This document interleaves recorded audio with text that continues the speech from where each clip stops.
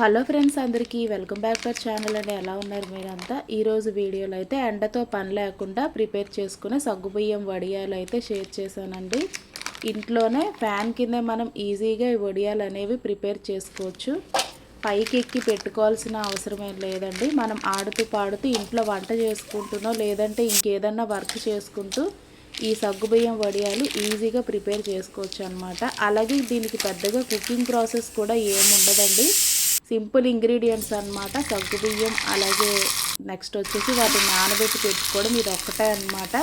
మిగిలిందంతా మనకి 5 మినిట్స్లోనే దీని కుకింగ్ కూడా అయిపోతుందండి. అలాగే వడియాలు కూడా చూస్తున్నారు కదా వీడియోలో ఎంత క్రంచీగా వచ్చాయో. ఫస్ట్ అయితే ప్రాసెస్లోకి వెళ్ళిపోదాము. ఒక కప్ అయితే సగ్గుబియ్యం తీసుకోండి. పెద్దవన్నమాట ఈ సగ్గుబియ్యం. నీట్గా క్లీన్ చేసి ఒక కప్కి 2 కప్స్ వాటర్ వేసి ఓవర్ నైట్ అంతా నానబెట్టి పెట్టేసుకోవాలండి ఈ సగ్గుబియ్యాన్ని. నెక్స్ట్ డే మార్నింగ్ వచ్చేసి ఒక మిక్సీ జార్లో వాటర్తో పాటు ట్రాన్స్ఫర్ చేసుకొని కొంచెం కోర్స్గా గ్రైండ్ చేసుకోవాలండి. మరీ మెత్తగా కాకుండా కొంచెం గరుగ్గా వచ్చేటట్టు గ్రైండ్ చేసుకొని ఒక ప్యాన్లోకి అయితే ట్రాన్స్ఫర్ చేసుకోండి. ఇది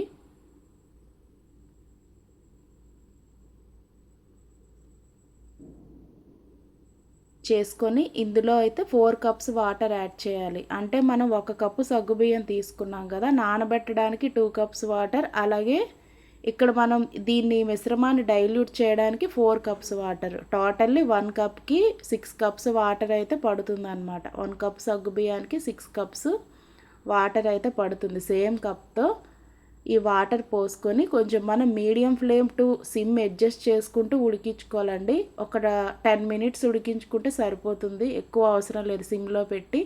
అలాగే ఎండుమిర్చి గ్రైండ్ చేసిన పౌడర్, కొద్దిగా సాల్ట్ అనేది చూసుకొని వేసుకోండి. ఎందుకంటే మనకి చెక్ చేసినప్పుడు చప్పగా అనిపించాలండి, అప్పుడు మాత్రమే డ్రై అయ్యాక కరెక్ట్గా ఉంటుంది, లేదంటే సాల్ట్ ఎక్కువైపోతుంది.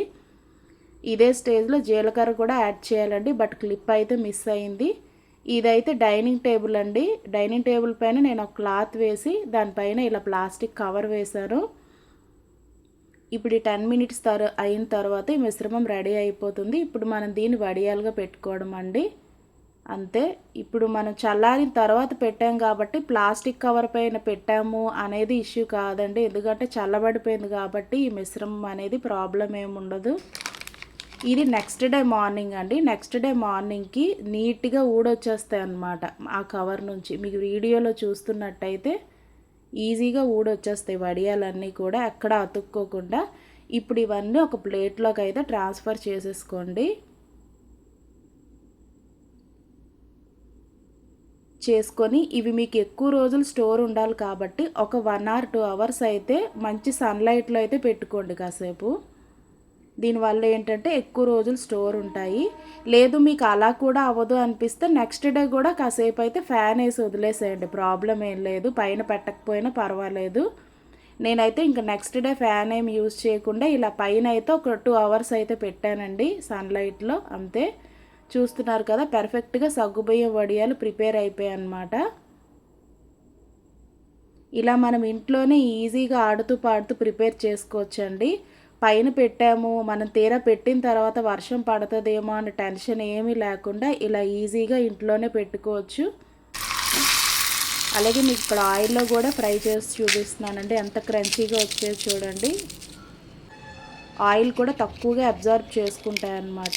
ఇదండి ఈరోజు వీడియో అయితే. మీకు నచ్చినట్టయితే లైక్ చేయండి. బాయ్ అందరికీ. Please do subscribe.